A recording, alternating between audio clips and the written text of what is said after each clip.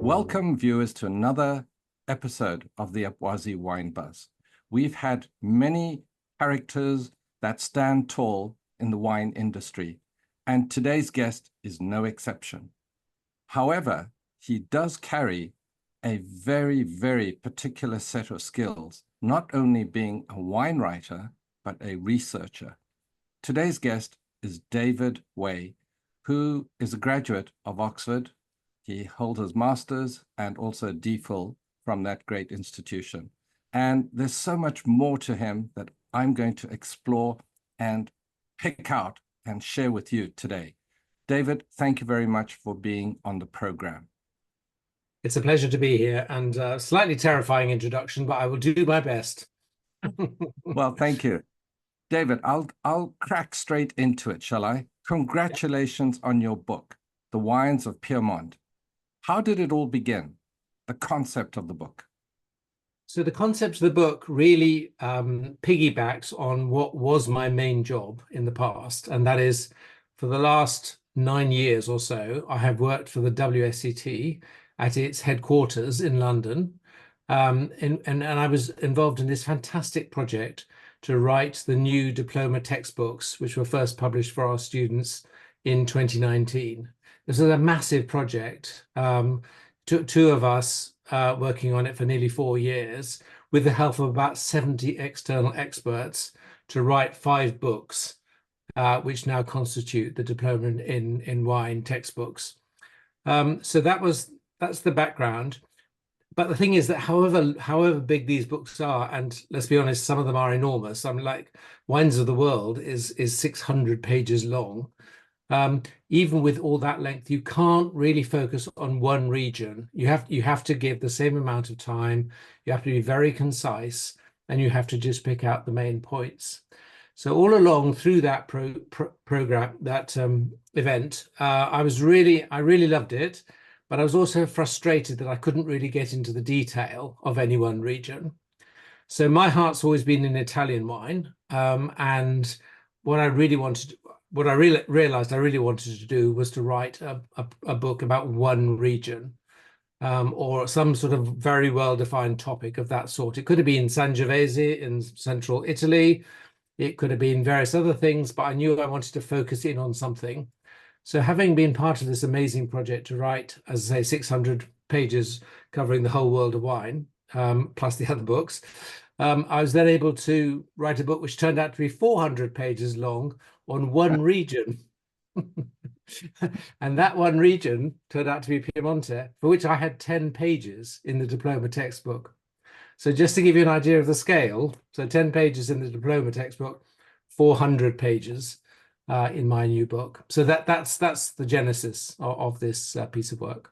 Well, thank you for sharing that, David. And I can quite understand, having gone through and completed the diploma myself, albeit before, I've had the pleasure of going through your pearls of wisdom that you've put down on paper. Now, Italy, it's a fascinating country, and it's renowned, apart from stunning fashion, elegant cars, divine cuisine. There's that Italian wine. So you selected Piedmont, not Tuscany or another region in Italy, who I'm sure are rather envious of not being selected by you for your book. So my question is, why Piedmont?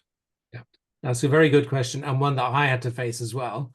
First of all, I'd like to so much agree with your comments about Italy. I absolutely love Italy. I love the history. I actually got into Italian wine through learning Italian, not the other way around. I thought it was drinking copious amounts at university, David. Well, no, I didn't. No, I learned other languages for that, and you might want to come back to that. Right. But no, basically, I learned Italian as a very mature adult because my wife and I had been on several holidays in Italy, and our primary interests were its archaeology, particularly its Greco-Roman past, yes. Which does touch on my PhD work, and then also wildflowers. So we would regularly go in the spring particularly to southern Italy, to look at the amazing temples and the remains of the Greco-Roman empires. And then I began to fall in love with Italy more generally, and particularly with the cuisine, as you've mentioned. I can remember to this day a dish I had about 25 years ago, and I just thought, wow, this is just incredible. So Janet and I went back several times on holiday, and I find it very frustrating if I'm going to revisit somewhere that I can't speak the language. So I decided to learn Italian, and then in the course of that, I began to offer little wine courses to other people who were learning Italian, because you have this situation where you have 20 people, let's say, in a small Italian school, all learning Italian. They go out for dinner in the evening. They have no idea what the wines on the list are. So I thought, right, I'm an educator by background. I could run a little course to explain Italian wine to them. So that's really how I got into wine education in the first instance. And actually, a lot of that was in Tuscany. So to answer your question more directly, I could have easily written about Tuscany, and I'm still trying to make up with all my Italian friends who are devastated that I have, betrayed them and gone north. But Traitor. exactly, exactly. So basically, when I decided to do this project, Janet and I sat down and we said, right, let's make a short list of possible regions that I could cover. And one of them was Tuscany, which either could have been literally Tuscany or could have been Sangiovese in central Italy, because then you could pick up the Marche and Romagna, Yes. and Abruzzo a bit as well. So that would have been one idea. And actually, in some ways, it would have been easier because there's an awful lot of Sangiovese in Tuscany, and therefore you would be writing about different expressions of the same grape variety, rather than the massive diversity that I was to learn is characteristic of Piemonte. Then my other option would have been Campania and Basilicata, because I absolutely love the white wines of southern Italy, and I love Aglianico. So I think there is a plan now for somebody to write a book on Campania in the same series as my book appeared in. So that would be great, because it really is underrepresented, understood. There are amazing wines, they're great value. So that was another possibility. Then the third one, of course, was Piemonte, which, I mean, let's be honest, one of the reasons was quite simple. It does have just some of the world's greatest wines are made there. That's quite an incentive for a wine writer. If you're going to write about something and spend a lot of time, you really want to love those wines. So I knew quite a bit then about Nebbiolo. I knew a little bit about Barbera and Dolcetto and the other grape varieties. I knew very little about the other grape varieties. So in the end, and then sort of practical reasons came into it. Like, it's really easy to reach Piemonte from London. You can fly directly to Turin. You can fly to Milan, which is only 40 minutes from the northern part of Piemonte, Alto Piemonte, where, again, there's Nebbiolo. You can fly to Genova and get to Garvi. So actually, it's really, and I was doing this, remember, I was doing this very part-time. I still had a job, which was like 5 days a week. With the WSET. So that's how I started. I eventually moved down to 4 days a week with the WSET in order to give myself rather more time for the book. But that, it was those combinations of really interesting places, great wines, fantastic food, let's be honest. And also Janet said to me at the end of this long conversation, David, I think you need a new challenge. And she was thinking about the fact that I knew much more about Tuscany at that time than I did about Piemonte. So I said, okay, fine, Piemonte it is. So it's a wonderful mixture of, good vinous reasons and all sorts of other reasons in the pot. Well, thank you very much for that very in-depth explanation, David, but very, very necessary. And of course, I think you forgot to mention the very arduous trek, now and then when you go across Lago di Como, when you near Milan and moving through. No, it's a wonderful, spectacular scenery. I love it. And I've been there. I recall having a 1961 Barolo in Barolo. Absolutely stunning. Absolutely stunning. Now, Yeah. David, being an author myself, and Hmm. authoring a book takes an enormous amount of research. What was the most challenging part of authoring your new book? The research, the language, or the wine tasting, perhaps? I think it probably was the research. Well, first of all, there was a very practical problem, and that is I signed the contract for the book in October 2019. I did a couple of months of desk research. I went to Alba in Piemonte in January of 2020, and I came back on a plane with all these skiers. And then we discovered that COVID was probably brought to the UK by skiers coming back from Italy. And, I didn't get COVID then. But, of course, that then, we all know what happened, that everything closed down. So there was a real Correct. problem Mhm. about actually doing the research. Though I have to say, very quickly, the Piedmontese were very inventive, and a lot of producers and producers associations were happy to send me wine into the UK, and then I would interview them on Zoom, Ah, which was a new experience for both of us. I think it But was a it's new experience for millions. Yes, that's right. But it was actually, in many ways, it was very efficient because, you had the winemaker's attention for an hour and a quarter, whatever it Yes. was, with no distractions, no nice lunch to go to, no travel. So I got a lot, I got quite a lot done during COVID. Mhm. But we did wonder whether we'd ever get back. But then, of course, we did get back. Right. Um, so what were the big challenges? As I said already, I had reason, good enough Italian to cope with this. That wasn't really the problem. Wine tasting was really the fun bit. I think it's quite difficult to taste wine in a situation where you're really trying to get information, because this is not a book with loads of tasting notes in it at all. It's a No, book no, no. about the background and about the context and about the history and about the trends and all those things, rather than tasting notes. So yeah, the tasting was of course an important part of it, particularly when it comes to things like styles of Nebbiolo, styles of Yes. Barbera, etc. So that wasn't a huge challenge. The the bit that's different about my book is that it actually draws on quite a lot of scientific literature, because we do have this problem in the world of wine, in that we have wine writers who, on the whole, don't read academic books, and we have academics who, like any field of academy, write for each other. Correct. They're not really, most of them are not really trying to, with a few exceptions, are not really trying to communicate with the general public. Whereas, because of my research background, I Mhm. found it really interesting to read studies that had been done on Nebbiolo and Barbera. For example, comparing the color molecules in those two grape varieties could not be more different. So there's a very good reason why Nebbiolo is pale and quickly goes to garnet, whereas Barbera is deep ruby and stays like that for 10, 15 years. So there's a very good chemical Why is reason. that? Why is that, Well, Dave? it's because partly the amount of anthocyanins, the color molecules, but Mhm. it's principally to do with the classes of anthocyanin. So it really depends on what class of anthocyanin makes up is present in that particular grape variety. And Nebbiolo has the classes which quickly get oxidized, and that's why it goes garnet so quickly. Whereas Barbera is very resistant to oxidation, so it will stay that deep color pretty much for 20 years.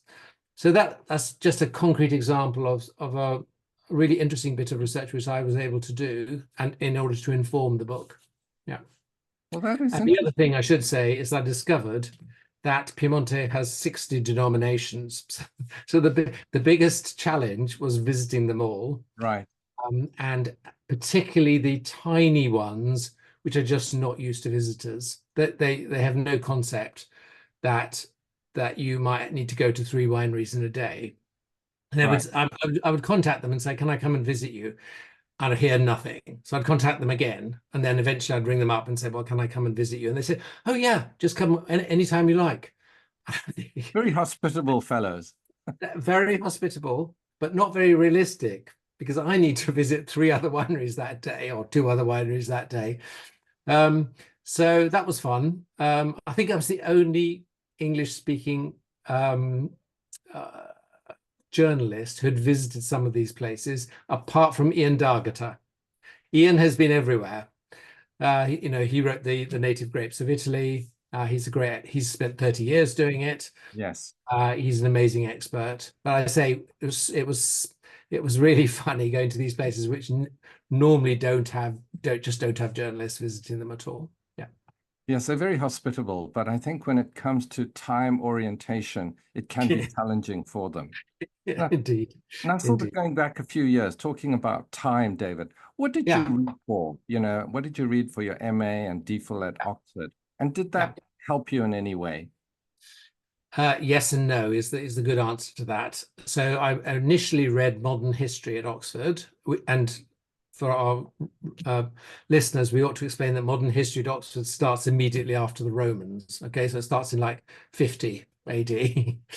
That's when the Roman Empire began to crumble a little bit, and run through most of current history. So it's a very broad sweep. So I am fundamentally a historian. So I was very keen, for example, to include a chapter on the history of wine in Piemonte in the book. Yes, and it's I went on to read theology. Oh, sorry. Sorry, it's a great section, that section of history. I liked it very much indeed when I went thank you very much. So sadly, there is really only one major book on the history of wine in Piemonte. And so I made a huge amount of use of that. But I was really pleased. Without that, you just couldn't really write, unless you were prepared to spend like 2 years in a library in Turin, which would be fun, but doesn't really fit into my life plan. You wouldn't be able to do it. So that was great. Right, you'll need to ask me the question again. I've forgotten what. No, I was going to say. What did you read? For your MA and DPhil at Oxford. Yeah, the historian. So after my history degree, I then went, because I had an interest in theology as well, and I went on to read theology for a couple of years, and then I did a doctorate, which picked up a bit of both. It was a bit of ancient history, and it was a bit of modern theology. So at one level, it contributed nothing at all directly to wine study. And I've obviously wandered a long way from my original academic studies, which is fine. That's what happens in a long life. In another way, I've no doubt at all that it gave me a love of research, of really trying to get to the bottom of things, to really fundamentally, so that I understand them. That's my biggest motivation, is that I want to understand why this period in history was different from another period. I want to understand why this wine, made with the same grape variety and only 30 miles away, tastes different to the other wine. So the book, in a way, is me explaining to myself at some length about the wines of Piemonte. So that love of research has gone on, and of course I use that a lot also at the WSET. We did a lot of research to write the diploma textbooks, and that was a great experience. Well, I think combining the research to the extent that you have, David, is phenomenal. It's a true asset that is quite rare. So well done on that. Now, one of the aspects I want to move along to is, yes, you are a highly respected wine writer and blogger. However, little less is known of you as a very, very talented wine photographer. You are so kind. So how did that talent and skill arise? Sorry, go ahead, David. Yeah, no, please. I was going to say, you are the first person who has asked me this question.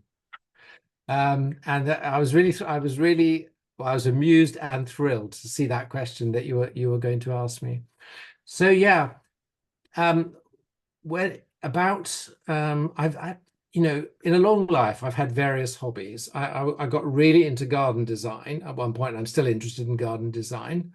And then another major hobby was photography. So I was really quite a serious amateur photographer. I had a wonderfully old-fashioned, medium format camera, with 12 pictures on a reel. Wow. And you'd spend an hour setting up the tripod and get it absolutely perfect before you took the picture. It could not be more different to digital photography. Of course. So I think in the course of ASA. Yeah, indeed. Yeah. Um, so I that's my fundamental training in photography.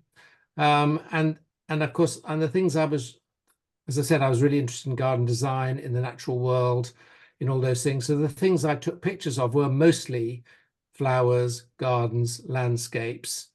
I'm not a natural people photographer. I've got a Hmm. little bit better at it. There's a lovely picture of some, there are some nice pictures of people in the book. Hmm. I had to learn about engaging people and getting the best out of them and all that sort of thing.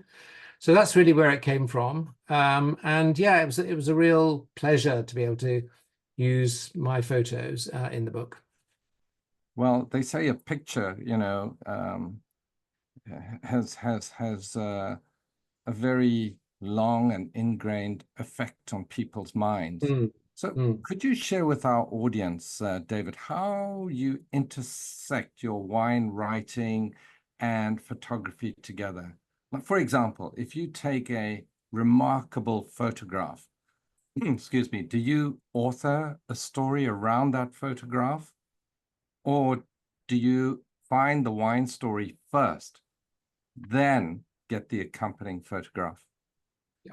So mostly it is I find the wine story, and then I put the photographs in it. Well, I mean, if I was a photographic perfectionist, I would have loved to spend a year or two in Piemonte, at 6 o'clock in the morning, getting out there and taking those amazing pictures in perfect conditions. But of course, life's just not like that. And therefore, for my blog, for the winefriend.org, Hmm. um, I can use a lot more of my photography, and that's a real pleasure. And I've got better at learning to take, the picture of the outside of the winery, the picture of the vineyard, the picture inside the winery, the picture of the winemaker, all those things. I sort of mentally tick them off, as it were, when I visit. For the book, to be honest, I simply looked at my collection of photographs that I'd taken over the years, and I picked out the ones that would work Hmm. for the book. Because I just did, because as I've already explained, I was under massive time pressure because I was doing this on I'm the sure. Of outside of a nearly full job. course.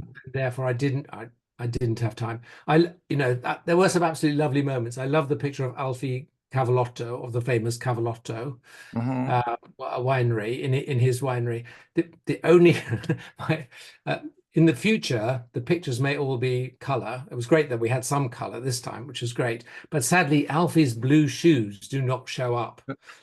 It's absolutely brilliant. Here he is standing in this really traditional winery in front of a huge traditional oak cask, wearing bright blue trainers.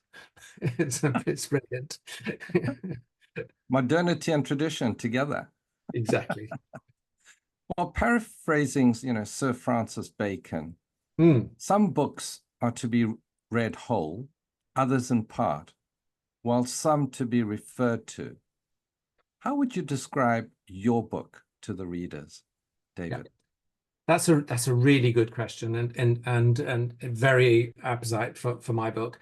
So the first sections, the introductions, I hope people will read because they give you the history, the growing conditions. So the terroir, the soils, the climate, all those things which are so fundamental to and the 10 top grape varieties. So there's a Hmm. whole chapter of the top Yep. 10 grape varieties, and that deals with you know, um, the viticulture for those grape varieties and the vinification. So by the time you've read all that, you're in a very strong position to go and read the other sections, whether it's Nebbiolo, Barbera, Moscato, or whatever it is.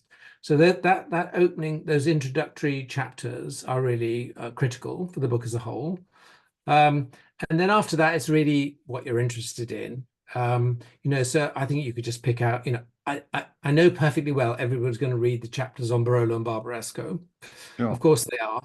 And I did give them, you know, okay, I ought to explain. So the unusual thing about this book is that it treats the rest of Piemonte with the same level of seriousness as is normally only given to Barolo and Barbaresco. So there Excellent. are whole chapters on Monferrato, on Alto Piemonte, on the Canavese, on the white wine areas over in the east of the region, which, you know, have never really been written about in a book together on that, you know, in one place. So, and therefore the good news is you definitely don't have to read it all. But, you know, if you are visiting Garvey, for example, you know, you need to read the section on Cortese in the 10 top grape varieties. Absolutely, yeah. And then you can read the chapter, which is relatively short, on Garvey. And, you know, that's, again, there's an introduction to Garvey, and then like 20 wineries are profiled in that section. That's the other thing. The book has about 200 winery profiles in it. So another way of, it has, I'll have to say, I didn't do this, but it has the most fantastic index. So if you just want to look up one grower or one issue, you can go to the index and find that immediately. I was really, really impressed with the work which the indexer did. So it's really an in-depth introduction to the region as a whole, followed by sections which you can read, you know, at your leisure. Yeah. So you really have mastered and put together this book that is an adventure in itself, but it can also, in sections and parts, be a reference to the area itself. So that answers my next question, would be, what advice would you give to the readers of how to best absorb the knowledge, which I think you've just done so aptly now, David? Yeah, we've touched on that, haven't we? Yes. Those early chapters are really important. I would really encourage people to read some of the sections which they're not familiar with, because I think that that's the danger is that people are only going to read the Barolo and Barbaresco chapters, let's be honest. And in a way, the mission of the book is to introduce people to a huge range of diversity of subregions, of grape varieties, of wine styles, to the history of sparkling wine in Piemonte, which is a story which has really not been told in English. Let me stop you there, David. I'm going to ask you my next question. Sure. And, you know, you've touched upon it, you know, wines from Piemonte are often overshadowed by the characteristic grapes of the region, you know, the Barolos, the Barbarescos, which you've said. But you've also treated other wine regions and varietals with the gravitas that has often been ignored. So what advice would you give a fledgling wine drinker who's being introduced to wines from Piedmont in terms of perhaps what to try or how to try? And you've mentioned you've got over 200 wineries that are sort of profiled. Yes. Yeah. So the other thing I discovered in the course of the research, and I might have been more cautious about writing this book had I known this at the beginning, is that there are 80 registered grape varieties in Piemonte, of which about 55, 60 are local. Okay. So the really unusual thing about this region, all regions have minor grape varieties, but very few have as many as Piemonte. And my view now is that very few have as many interesting ones, because just because there are lots of grape varieties does not mean they're all interesting. And there are a few dull ones in Piemonte as well. Having said all that, I just think there are some which are genuinely outstanding and which, you know, wine lovers really ought to try. And I'll give you two examples I'll give you two reds and two whites quickly. Please. So Grignolino is a lovely pale red wine, which looks like it's sort of halfway between a rosé and a pale red wine. It's aromatic. It's a bit spicy. It's slightly tannic. It's light by Piedmontese standards, and therefore you can chill it in the summer. It's a really lovely grape to try. At the other end of the scale, there's Rouquet, which is, I call it wine on steroids. It is just huge in every dimension. Okay, it's high alcohol, high tannin, high acidity, massively aromatic. It jumps out of the glass at you. I've yet to meet anybody who's not impressed with Rouquet. Monstrously welcomed on a Saturday evening. Yes, yeah. Whether one would sit down and drink a bottle of it, I don't know. But if you know, I've recently shown it at I've been in the States doing Hmm. a tech som, Hmm. and I had real re wonderful feedback on the Rouquet. And actually, that was quite a modest example. It was only 14% alcohol. That's probably Oh, the lowest alcohol Rouquet I've ever tasted. It can easily be 15.5. But the thing I love is you have these two aromatic grape varieties, both of which have real character and interest, but are totally different from each other. of course. Then my two whites would be Nascetta and Timorasso. So Nascetta is, and again, there's a sort of parallel with the two reds I've given you in that they they share some features and they're very different in other ways. So Nascetta is a lovely, delicately aromatic, subtle white wine, which comes from the Langhe. So it's relatively Hmm. famous for the small number of hectares that are planted to it, because the people who grow it also make Barolo. So, everybody knows, a lot of people know about Nascetta, but that's simply because it comes from one of the Barolo Of villages. course. Nascetta is one of my absolute favorite whites. The other one is, of course, actually still does need introduction, but has become quite famous in its own right, is Timorasso.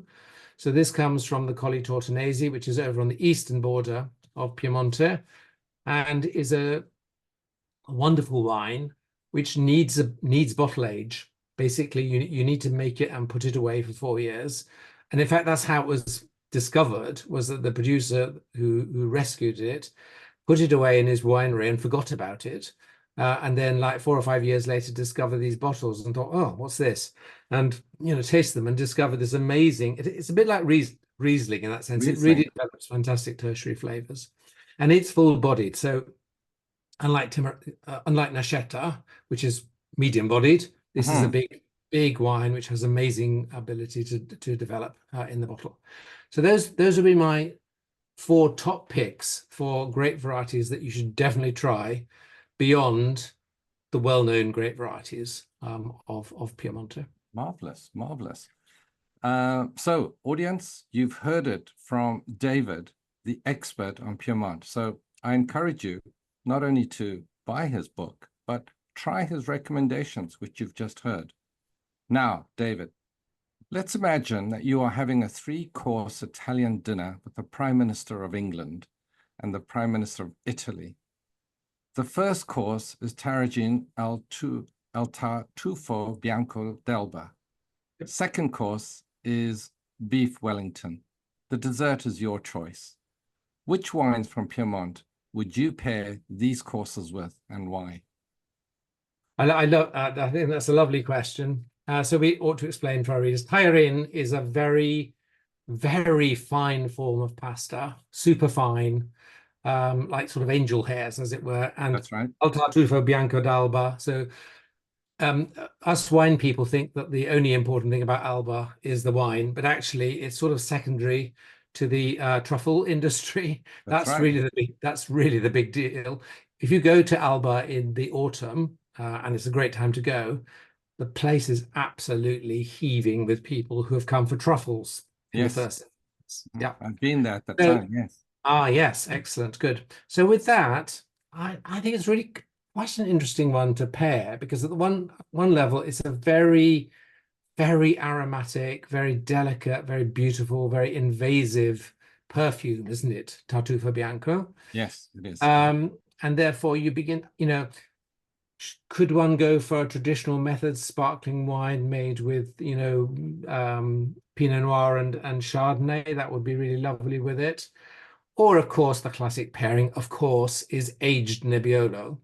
Because Mhm. if you're really lucky, after about 20 years, your Nebbiolo not only has that earthy, leafy, all those sorts of notes, but actually sometimes we actually use the language of truffle, don't we, to describe it, because it has this Yes, we do. amazing perfume. So, if it's a great occasion and you've got a fantastic bottle of Barolo with plenty of bottle age, that would make a remarkable combination with the Tajarin. That's going to cause me a bit of a problem with the second course, because of course I'd love to drink Nebbiolo with a beef Wellington as well. But we shouldn't be greedy. No, no, So no. I'm thinking, what are the other possibilities? Well, I think you could go with something like quite an elegant version of Barbera that has been aged in neutral oak. The issue about Barbera, well, first of all, people don't think it's a very grand wine, and actually that's just wrong. There is a lot of inexpensive Barbera, and I understand that. But there's also some really high quality Barbera. And the only issue it has is that sometimes the producers, for my taste, put it in rather too much New French oak. So you get very overt New French oak notes. Which can be quite overpowering. Which can be quite overpowering. Exactly, yeah. Actually, Barbera does very well with New French oak compared to any other Piedmontese grape variety. So actually, it's not a bad idea, and you just have to do it well. So if you have a great producer like Brida or Michele Chiala or whatever, those wines are fantastic, and they would be amazing with beef Wellington. Okay. So how about dessert?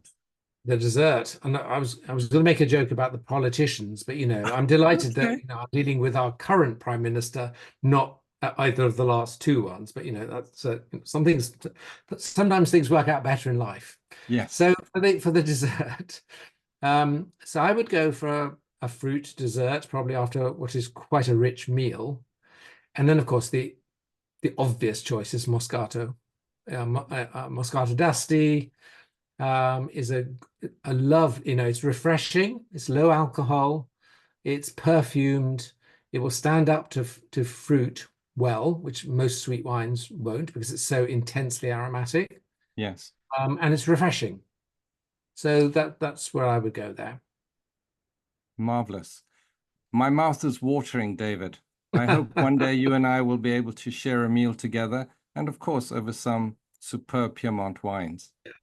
Now, there are those who have the truly magnificent opportunity to travel to Piedmont for a wine holiday or for a brief sojourn over a weekend or a few days.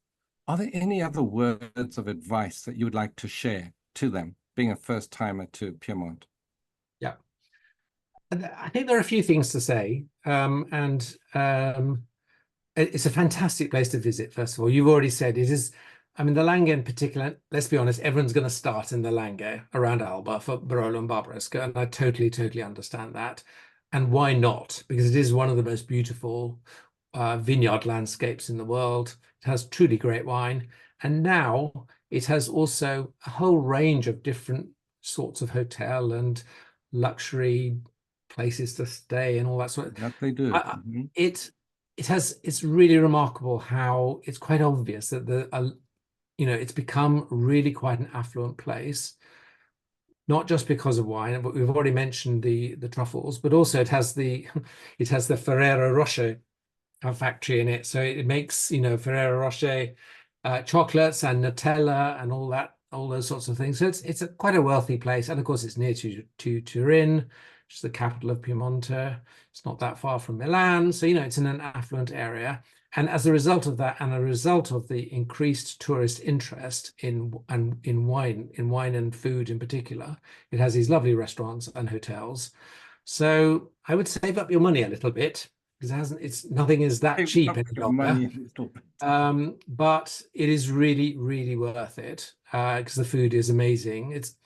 I think it is the most sophisticated cuisine of it. Let's be straightforward about this. I love all the regional cuisines of Italy. I love the robustness and the down-to-earthness of Tuscany. I love the incredible fish and vegetables of Sicily. But I think Piemonte probably has the most sophisticated cuisine, along with Emilia-Romagna would be the other place that would vie for that. So prepare to eat well. It's my second piece of advice. And then, of course, I will say that from the theme of the book, it's great if you can get out of the Langhe into some of the other regions. Whether you go to Nizza Monferrato, for example, where you can taste great Barbera and great Moscato wines and all these local varieties I was talking about. Right. The Grignolino, the Ruchet. If you go over towards Garvi, you can taste the top wines of Garvi and the Colli Tortonesi. Or, of course, you can go up north near the lakes. You might want to go on to the lakes afterwards for a holiday. Sounds more like a month, David. Yeah, indeed. You can go up to Alto Piemonte. I mean, you can get, I have taken tours and we have, basically be based in Alba, but we have taken a day and gone up to Alto Piemonte. It's perfectly possible. It's not far. It's like an hour and a half in a car or a coach or whatever. So, and there you will be introduced to what was actually Piemonte's most important area a century ago, because it used to basically, it's close to Milan and therefore there's a very important local market. And the Nebbiolo there is really interesting because some of it is 100% Nebbiolo, like in Barolo and Barbaresco, but quite a lot of it is intentionally Nebbiolo blends. So it's blended with Vespolina, Croatina, Uvarara, to make such, so there are terroir differences in Alto Piemonte, so some volcanic soils, for example, but there are also wine composition differences because you're using different grape varieties to complement Nebbiolo. And those wines are great value. That's the other thing to say about them. Most of them are nothing like as expensive as Barolo and Barbaresco. So there's a real bargain there. So the message is, have a great time in Barolo and Barbaresco, but don't ignore the rest, or go back a second time and a third and a fourth and a third. and Indeed, I think yes. one or two, because Italy has that sort of alluring and enticing effect on one. It does. I think for those of you, if you have the opportunity, here's the book, all right? And if you have that opportunity, I would recommend that you get yourself a copy. Now, more importantly, David, where can they purchase your book? Where can so there are basically two ways of purchasing it. You can buy it directly from the publisher wherever you live. Okay, so the publisher is now called the Académie du Vin Library. So Académie du Vin Library. And you can simply buy it and they will deliver it to you. Or of course, you can buy it from a well-known website which sells everything to you and will deliver it to your house. And we totally understand that we all buy books from there as well as directly from the publisher, and that's absolutely fine. So those are the principal ways, really, of getting the book. Yeah. Excellent, excellent. So, David, this has been highly informative, and I'm sure our audience and our supporters really appreciate your time. And we thank you very much indeed for joining us on our program. It's been marvelous, and we wish you all the success with your book. Thank you so much. It's been a real joy, and it's lovely that you've brought up some questions I've never been asked before. So I think that's amazing, which is great, and I really enjoyed that. And yeah, it's been an absolute privilege to write about this region. It really has. I have really, really enjoyed it, and the point of the book is that other people can enjoy it too. That's the fundamental point of the book. Fantastic. So once again, all the best, and wishing you great success with this book, which I'm sure it will be. Thank you very much, David. Thank you. Thank you very much for watching our video. And if you liked our video, please like, share, comment, subscribe to our channel.